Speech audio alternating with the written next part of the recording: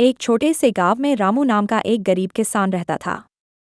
वह बहुत मेहनती और ईमानदार था, लेकिन उसकी किस्मत अच्छी नहीं थी। दिन रात खेतों में मेहनत करने के बाद भी उसकी फसल कभी अच्छी नहीं होती थी। उसके घर में गरीबी थी, लेकिन दिल बहुत साफ था। उसी गांव में धनराज नाम का एक बहुत अमीर सेठ भी रहता था। उसके पास बहुत पैसा, बड़ी हवेली और कई नौकर थे। लेकिन वह बहुत लालची और घमंडी था। उसे हमेशा और ज्यादा पैसा चाहिए होता था। एक दिन की घटना। एक दिन रामू खेत से घर लौट रहा था। रास्ते में उसे एक पुरानी चमकती हुई घड़ी जमीन पर पड़ी मिली। रामू ने सोचा, शायद किसी की खो गई होगी, लेकिन यहाँ आसपास कोई नहीं है। उसने घड़ी उठाई और घर ले आया। रात को जब उसने घड़ी को ध्यान से देखा, तो अचानक घड़ी से हल्की रोशनी निकली और एक आवाज आई। मैं एक जादुई घड़ी हूँ। जो व्यक्ति ईमानदारी से मेहनत करता है, मैं उसकी मदद करती हूँ। रामू डर भी गया और हैरान भी। घड़ी ने कहा, मैं सिर्फ मेहनती और ईमानदार लोगों की मदद करती हूँ, लालची लोगों की नहीं। जब भी तुम मुझे घुमाओगे, तुम्हें दिन भर की मेहनत का 2 गुना फल मिलेगा।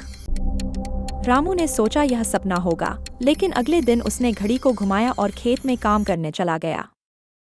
उस दिन रामू ने जितना खेत जोता, अगले दिन उसकी फसल 2 गुनी तेजी से बढ़ने लगी। कुछ ही हफ्तों में उसकी फसल बहुत अच्छी हो गई। रामू खुश था, लेकिन उसने कभी घड़ी का गलत इस्तेमाल नहीं किया। वह पहले की तरह मेहनत करता रहा।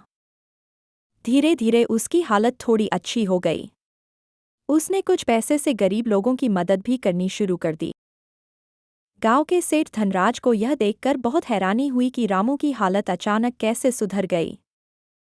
एक दिन उसने अपने नौकर से कहा, जाकर पता करो, इस गरीब किसान के पास ऐसा कौन सा खजाना है। नौकर ने पता लगाया और उसे जादुई घड़ी के बारे में मालूम हो गया।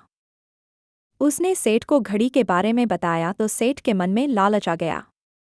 उसने सोचा, अगर यह घड़ी मेरे पास आ जाए तो मैं दुनिया का सबसे अमीर आदमी बन जाऊंगा। सेठ ने रामू को अपनी हवेली में बुलाया और मीठी बातें करने लगा।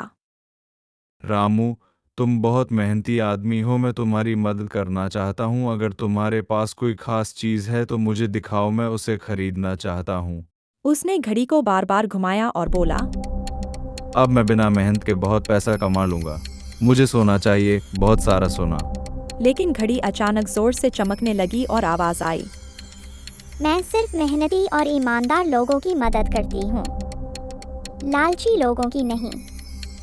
अचानक सेठ के गोदाम का सारा अनाज गायब हो गया और उसका व्यापार घाटे में चला गया।